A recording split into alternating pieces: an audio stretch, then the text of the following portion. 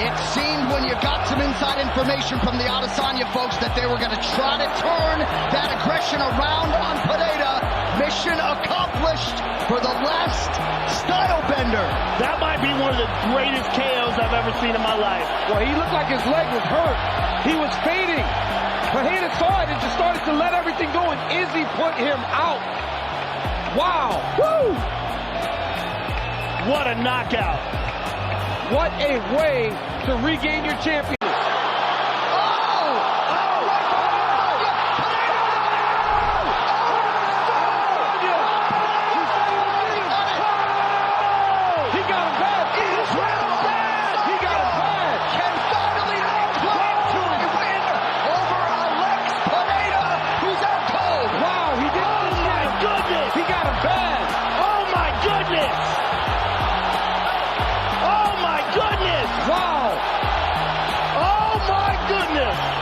Pereira did not respect the power coming back in his way, and he paid for it.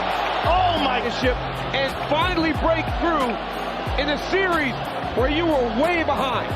Well, he should have won the first kickboxing fight. Yes. The second kickboxing fight, he had Pereira badly hurt. They gave Pereira a standing 8 count, saved him. The third fight, MMA, Pereira stops him. The fourth fight, Izzy shut the lights out. Let's take a look at it again. He gets hit with that low kick, covers up, Pereira's moving in. Boom! He catches him. Boom again. Right hand. And then hammer fist, out cold. Wow. Let's look at it again. Pereira, hands down, just teeing off on him. Bang! Oh. Look at that right hand. Bang again. Left hook behind it, out cold, hammer fist. And stylebender regains the middleweight championship of the world and reestablishes himself as one of the greatest mixed martial arts fighters of all time. And Adesanya it's over. Just went over. I almost fell. Adesanya just went over to acknowledge. And he shot him with an arrow. Look at this. He got him. Look at this. Because there's a lot to this rivalry. Joe, I threw my hands up. Somebody stop the fight. It's over. Adesanya went over to acknowledge the Alex Pereira corner and camp. But you talk about waiting to exhale, right? First kickboxing meeting between these men, 2016. The second in 2017. It crossed into mixed martial arts last year.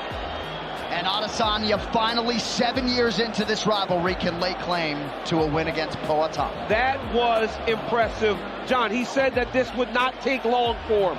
Hey, it wasn't going good. He was not going great. He lost the first round, second round, he had a much better round. But Alex Pereira did not respect the power of Israel Adesanya, and he paid for it with this championship. Since 2017, that last hammer fist was from the gods. One of the greatest victories of all time.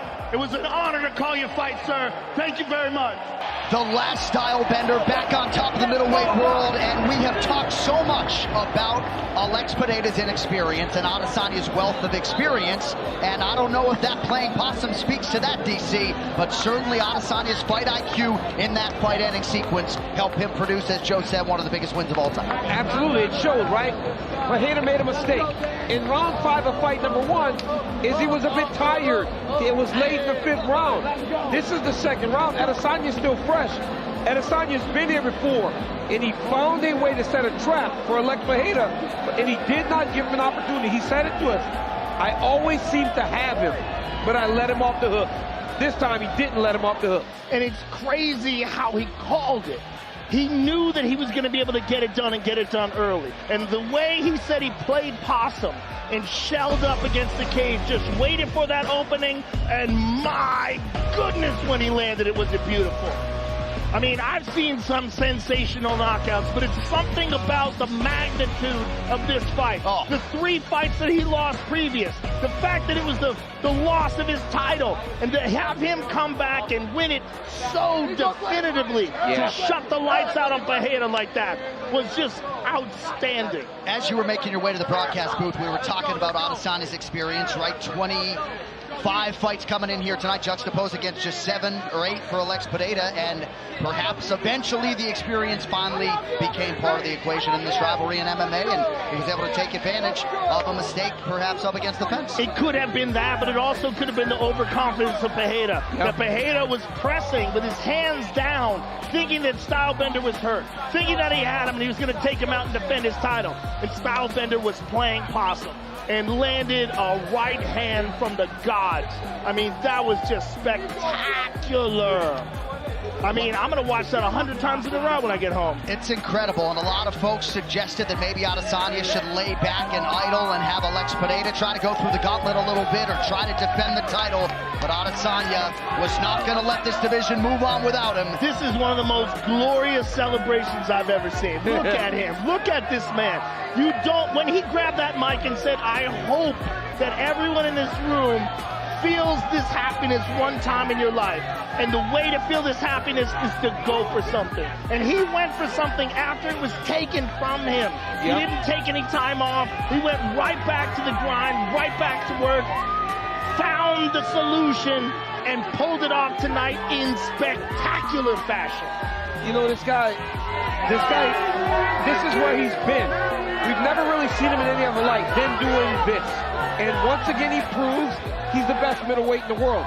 And as he said, man, time and time again, I've been so close. I just got to get it done tonight. He got it done for him. Oh, I mean, it was exactly what Adesanya needed. He looked fantastic. Now, Pereira had his moments, but Israel Adesanya, as he has done in all of their fights, got Pereira hurt.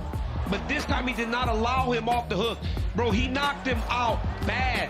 It wasn't just a knockout. He knocked him stiff to become the middleweight champion again. First time ever that there's a 2-time middleweight champion. Do you think he's restored some of the adulation that he may have lost, first with the fight at the higher division and then with the loss to Pereira? Yeah, he did. He did everything he needed. There's nothing lost anymore for Israel Adesanya. I don't know if he lost much anyways, because when he lost that belt, he handled it in a way that not many people can. He was positive. He wasn't crying. He said, I will get back. I will find a way back to this man, and I will beat this man. And he did exactly that. I landed that, man, and I did it again, boom, and I see him hit the ground. And I thought about George Foreman versus Ali, because Engage, my fightwear brand, just signed with the Ali Foundation, and something in my head prior to this fight was like, if I have that moment, should I hold back like Ali did with George Foreman, the Phantom Punch? But I was like, nah, he wouldn't do the same to me. So I sent that from heaven. I just landed on his head. I think that's a heck of a result, man. How do you feel? That's honestly, man, what I said right after the fight. Listen.